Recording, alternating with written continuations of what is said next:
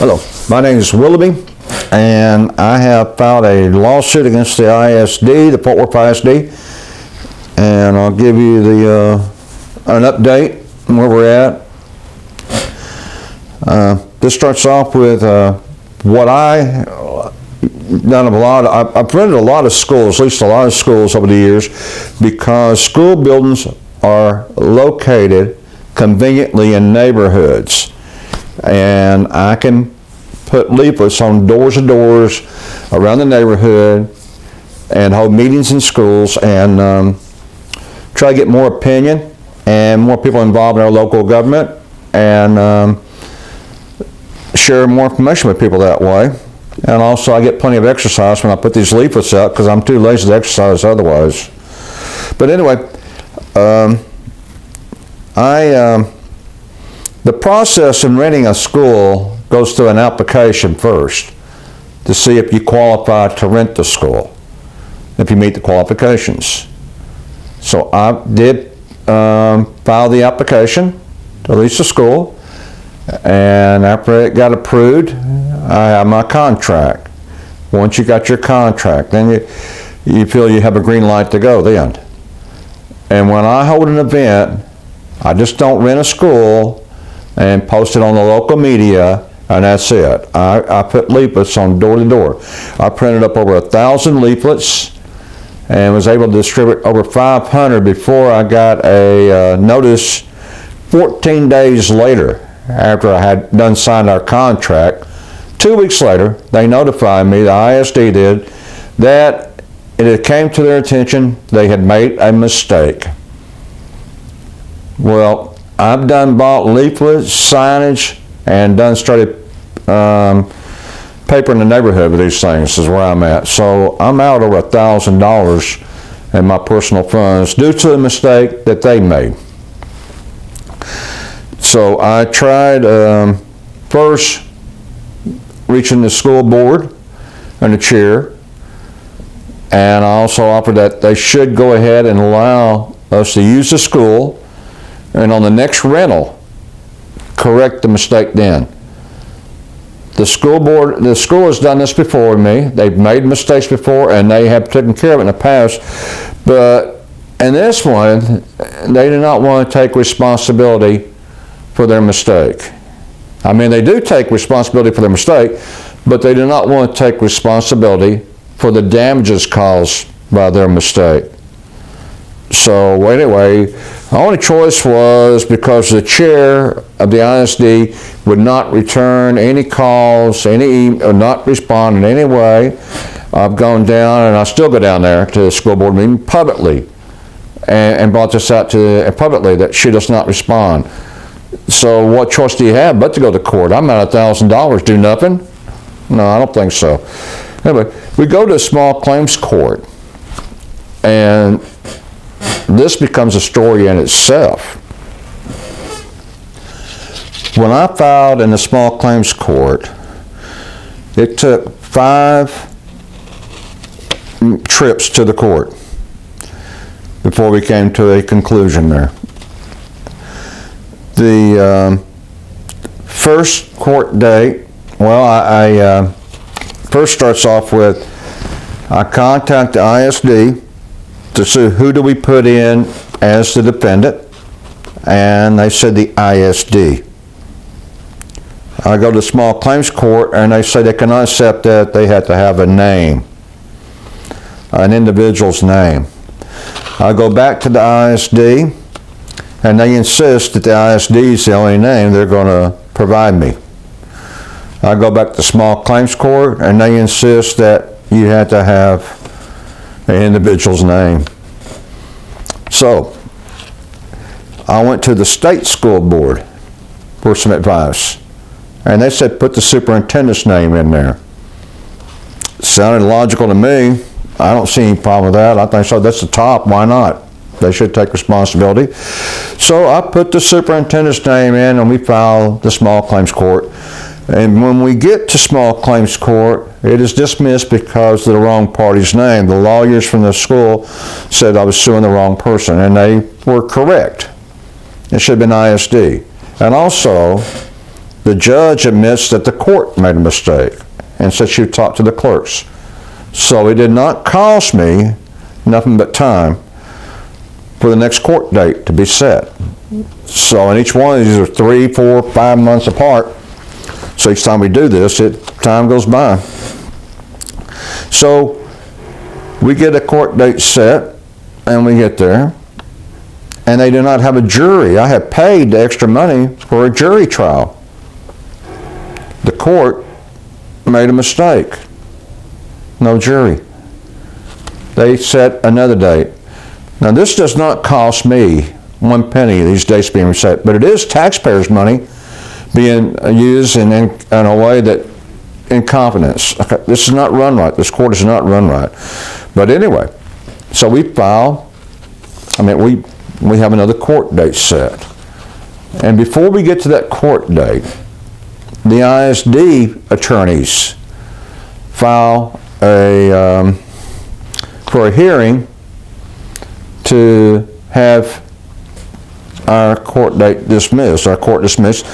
So, and really, a small claims court is not a court, it's a hearing itself. So we had a hearing to try to dismiss a hearing, because even if you win your case in a small claims court, you had to take another step to collect. You don't just collect there, and that's something we can talk about later. But nevertheless, so to have a hearing, the ISD lawyers filed, and to have it dismissed. They had a hearing. So we went back to court there, and fortunately, I believe, the judge was not there. We had another judge, and it's not the regular judge filling in, which was great. I believe that was in my favor, because the judge denied the ISD's request for dismissal. And so now, that was the third time to court. Here's the fourth time we get to court. No jury. Now the ISD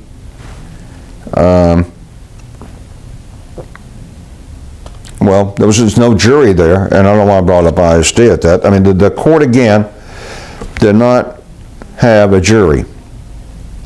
And each time the ISD is sending out 2 lawyers each time we go do this. They always have 2 showing up. So anyway, we get another date set, and here we go, another 4 or 5 months. Before you know it, we've been over this over 2 years. And we finally get to court the 5th time, the small claims court. And when the ISD comes in, they come in to attack my character and not to address the issues of the contract, but my character. And they do bring in the part of the contract that says that if you don't have such, you can't rent.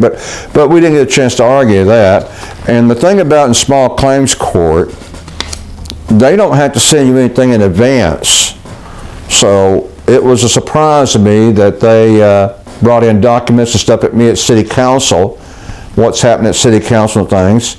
So I was kind of blindsided, and you don't really have a chance to be prepared to defend yourself for that. I wasn't expecting it.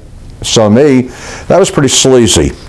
But nevertheless, they managed by doing that, and their experience, they managed to pass this one by. But I do not accept it. I believe when a person makes a mistake, they should take responsibility for the damage that mistake caused. So you have 30 days to file another court case. And and what you do is you take it to a district court. You have 30 days, and you start over from scratch. All this in the old code doesn't matter. What you start now from scratch is if this was the first charge against them. The brief I filed to the judge basically stated that the ISD has no problem accepting responsibility of the mistake. It's the damages caused by the mistake that the ISD does not want to accept responsibility for. And also, we're in a district court now, and this begins at just $1,000, but there's no telling how much money this has cost us in taxpayer fees and stuff, and all this battling instead of settling. Now, before we got to here, this has not been necessary if the chair of the school board would at least communicate with me. But she would not even communicate with me. The woman wouldn't give me the time of day. So this is why it's very important that we get involved and start voting in new school board members and paying attention to our schools. It's all our responsibility. But nevertheless, that would have avoided all this. I believe it could have avoided it all, but she did not and would not communicate with me in any way, fashion, or form. And that's the school board chair.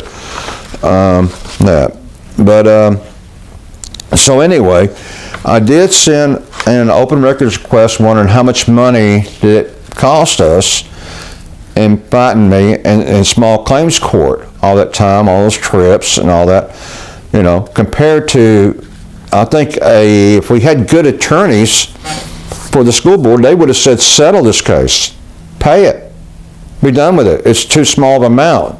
$1,000 is not that much money. Plus, I am out that. I do have the receipts and all the material and everything to prove this side. But, and also the school admits they made a mistake.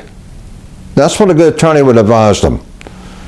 And if they refuse to accept that and they still want to fight, then the attorney should have not have attacked a character to win this case. They should have just laid it out fairly and debated it and let it drop where it dropped. If the school wanted to go forward, then go forward, but just do it to an extent. But it was a lot of time, 5 trips to court, the paperwork, the research they did. They put a lot of time into this case over a 2.5-year period of time. And when I asked how much did that cost, the answer from Open Records was, they don't know. They don't keep records of that. So how do you evaluate if we have good attorneys working for the ISD if we don't have any kind of chart or something to go by to see what they're doing? If they don't know how much money that's cost the taxpayers, or how much time or work or whatever that went into this thing, and they don't have an estimate, that they don't know what if the attorneys are any good or not. Maybe if it had good attorneys from the beginning, all this time wouldn't have been necessary. Maybe they would have settled and been smart, you know, and just settled because it was their mistake. But now that we're in district court, we filed that, and also I'm including in my case there any court fees, additional court fees. Not only the small claims court, but the district court fees. So now we're up to $1,400 or $1,500. And I've got a defendant's request for disclosure from the ISD. They did a disclosure here, which has 10 questions to answer, and I have no problem with that. Now, here we are, we're going forward. We're definitely going to go forward, but the amount of money that it's costing us to do this thing is just getting unbelievable. That's why I want to share this with you, share what could have been settled with a decent school board. So this is crazy. Anyway, the first question, they want the correct name of the parties to the lawsuit. Well, ISD is the name I put in there, the same name that they strictly informed me I had to use in small claims court, so I don't see why that's not the correct name. If it's not, I don't know why. I don't have a legal mind. We're in a district court, so we're in a different game here. And I want you to know, in these 10 questions, they don't have anything about my character, and I don't think they're going to submit anything about my character. We'll wait and see. I won't mind if they want to bring my character into question now at City Hall, because I can prepare myself, but I don't think they will. Well, I think we have proof that they're liable.